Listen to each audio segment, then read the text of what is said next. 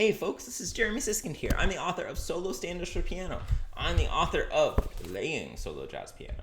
I'm the author of the Jazz Piano Fundamentals series. And I've been doing a series, speaking of that word, on different kinds of jazz piano voicings. And I think we're in our 15th episode.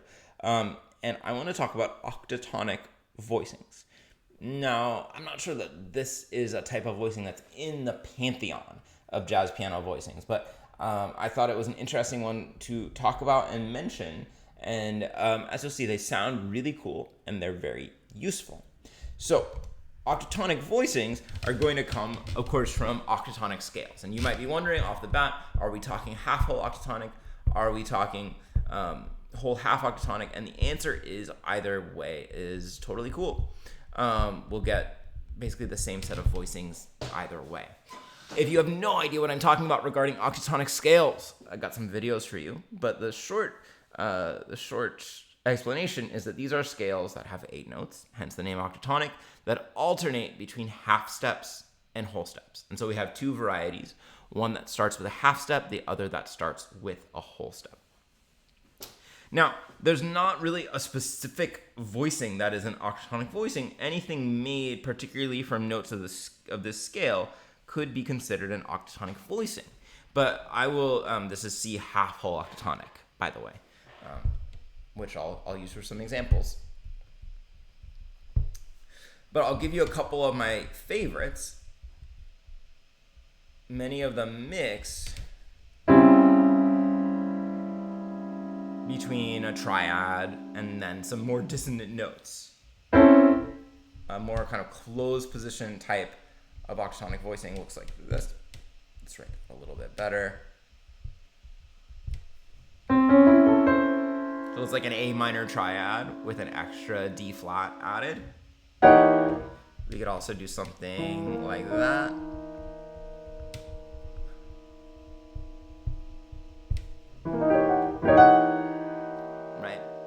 That's also coming from the same notes of that scale. Let's see. Kind of a really cool octatonic voicing is what we call the double diminished chord. And that would be like, for instance,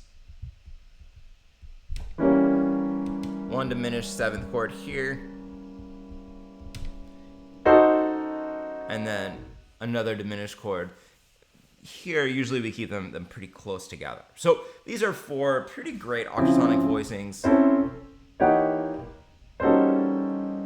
to check out. So probably your biggest question now is, okay, what do we do with shapes like these or other ones that you might invent using the octatonic scale? So first thing is that when we use the half whole scale, we can use them with dominant chords.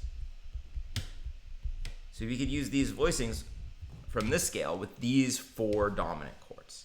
Because the octatonic scale is a symmetrical scale, we can always start it from 4 different places. So we could use this with C7, E flat 7, G flat 7, or A7. Or we can use them with the diminished chords a half step up. Okay? So octatonic voicings can't be applied to any old chord. They need to be with either a dominant 7th chord, and these dominant 7th chords, by the way, are all going to be colored like with a flat 9, or with a diminished 7th chord. So D flat diminished 7th, E diminished 7th, G, B flat. Those are all going to also share the octatonic scale. Okay, so these are going to work with dominant 7th or diminished 7th chords. And then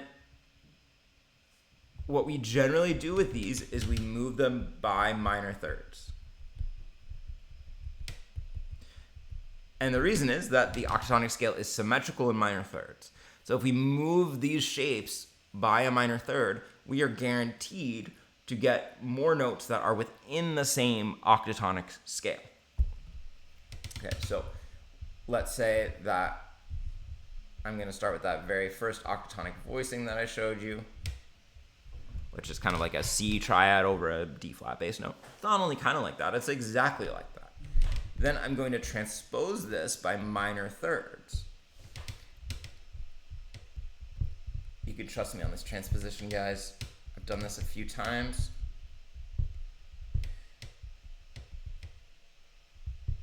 and I'm going to get a set of 4 voicings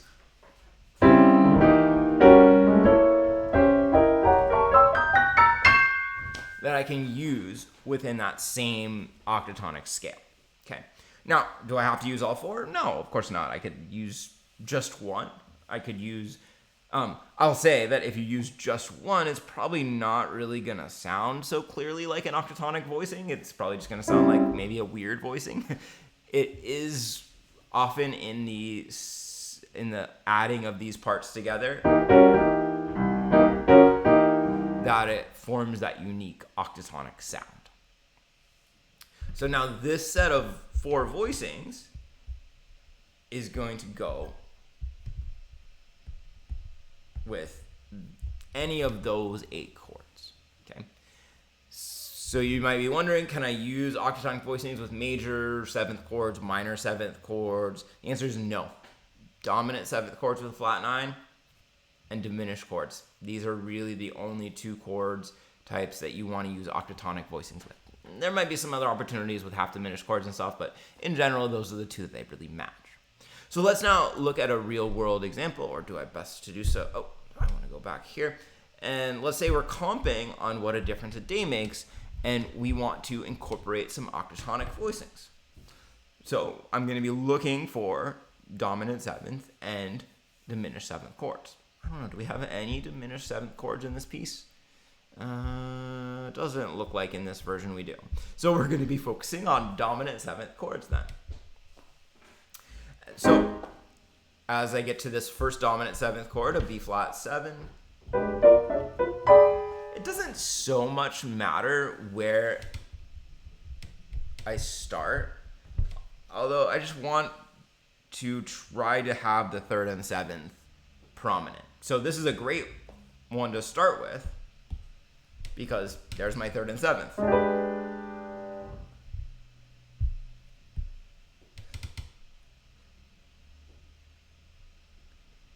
So now how would I actually, let's say we're playing this in a medium tempo.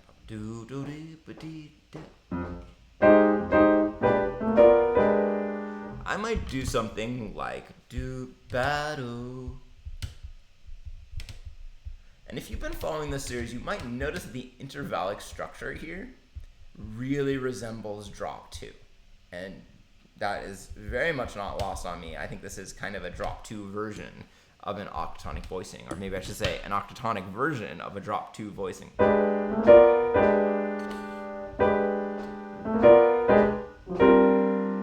Could be, you know, a bunch of different rhythms. Let's make this a quarter note, do de o, and then nice rhythm. So what would I be doing in the F minor 7 bar? I'd probably be doing, I could be doing a drop 2 voicing. I could be doing kind of a normal, quote unquote, who's to say what's normal? Like, you know, maybe I'm comping with like a type A voicing. Let's say I'm just playing the Charleston, as my students are very familiar with. I really try to reinforce that Charleston rhythm. So I'm gonna add the bass in the left hand.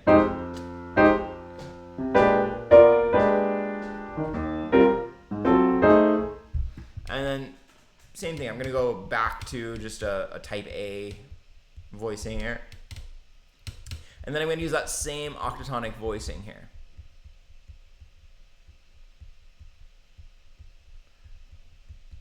And notice I'm getting 2 of these in, because again, that's how you're gonna really know that it's an octatonic voicing.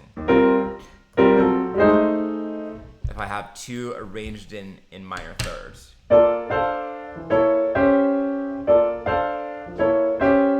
And so then maybe I'm gonna do, like I'm gonna play off of this, I'm gonna do drop 2 voicings.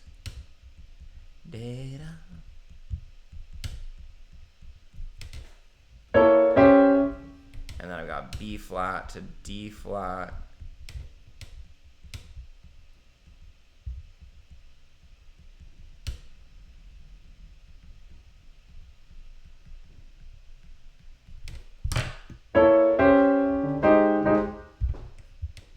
So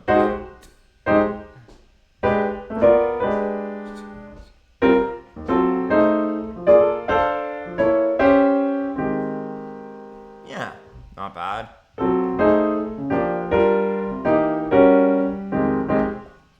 could arrange it a little bit differently, but that's good enough for now. Now let's try with a different sort of a sort of an octatonic voicing. So what if we aspire to use this one?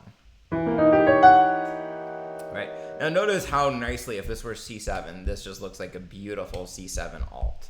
Or maybe better yet, a C7 flat 9. But you've got the 3rd, 7th, sharp 9, 5th, flat 9. That's a D flat if you can't tell. And we can call it a flat 5 or sharp 11. So you've got so many nice altered tones, plus the 5th in there. So we're going to use that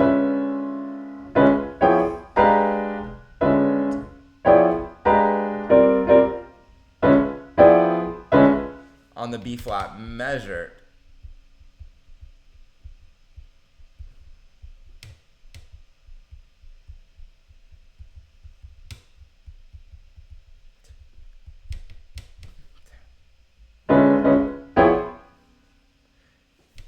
And yeah, maybe we'll do 2 of these, and I don't have to come back to the original.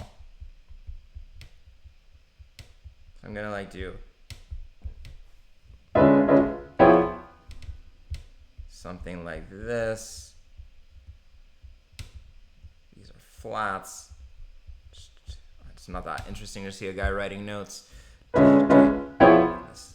This is an E natural and a B natural. And so this would probably go with 5 or 6 note voicings before and after.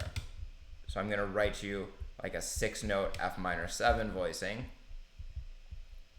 So I guess one of the things I'm trying to get across here is that yes, there's not a octatonic voicing for minor and major chords, but these have they each almost feel like they have the quote unquote normal version and then the octatonic version. So let's put that.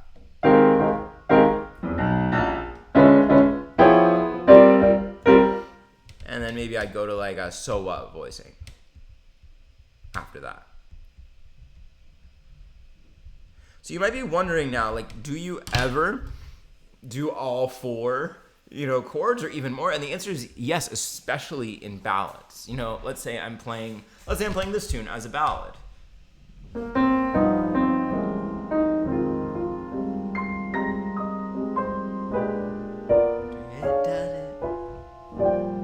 If I'm playing it with a singer,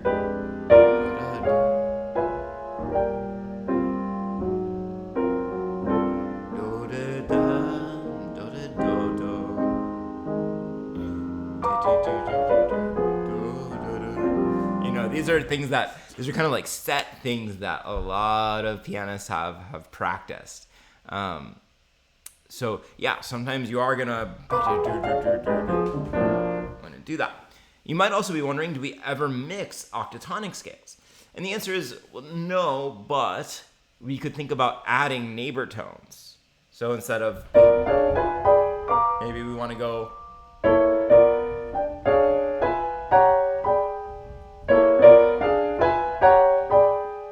right, so I'm doing just a half step below each, which gets you into a different octatonic scale. So there it is.